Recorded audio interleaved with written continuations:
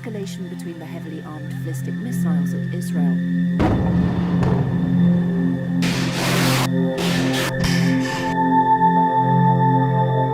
Israel ने शनिवार तड़के ईरान पर सिलसिलेवार तरीके से हमले किए और कहा कि हमलों में उन स्थानों को निशाना बनाया गया है जहां उसके देश पर दागी गई मिसाइलें बनाई गई थी।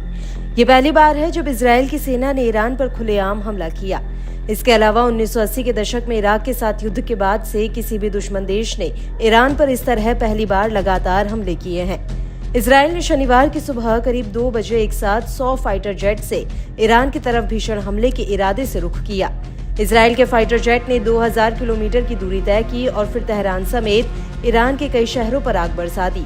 अब इजरायल ने हमले से पहले की तैयारियों के कुछ फोटो भी जारी किए हैं।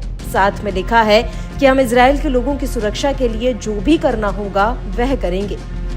इजरायल का घंटों चला ये हमला तेहरान में सूर्योदय से कुछ देर पहले ही खत्म हुआ।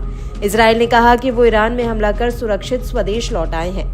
खास बात यह है कि इस ऑपरेशन में इजरायली एयरफोर्स की महिला पायलट भी शामिल थी। इजरायल ने कल रात हुए हमले से पहले वायुसेना विमान के कॉकपिट में बैठी महिला पायलटों की फोटो शेयर कर पूरी दुनिया को बताया कि ऑपरेशन डेज ऑफ रिपेटेंस में महिला पायलट भी शामिल थी। इजरायल ने ईरान पर बारूदी हमला किया है। F-35 फाइटर जेट से ईरान पर बम बरसाए और करीब 20 जगहों पर धमाके की आवाज सुनाई दी। 100 स्टील्थ F-35 फाइटर जेट से हमला किया गया। लंबी दूरी की मिसाइलों और ड्रोन का इस्तेमाल किया गया। इजरायल ने ईरान के डिफेंस सिस्टम को भी निशाने पर लिया। तेहरान और करज में सबसे ज्यादा हमले हुए। ईरान के विदेश मंत्रालय ने सैन्य ठिकानों पर इजरायली हमलों की निंदा की और कहा कि ईरान जवाब देगा। विदेश मंत्रालय एक बयान में कहा गया है कि ये हमले अंतर्राष्ट्रीय कानून और संयुक्त राष्ट्र चार्टर का स्पष्ट उल्लंघन है।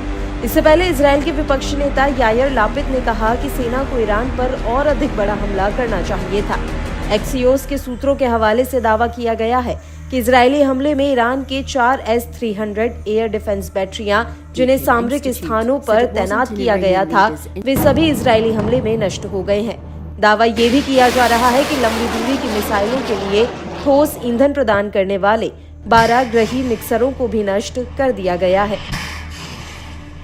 Fears of an escalation between the heavily armed foes have soared since October 1st, when Iran launched around 200 ballistic missiles at Israel, killing one person in the Israeli-occupied West Bank in response to earlier Israeli moves. Deakin Institute said it wasn't in Iranian leaders' interest to escalate further.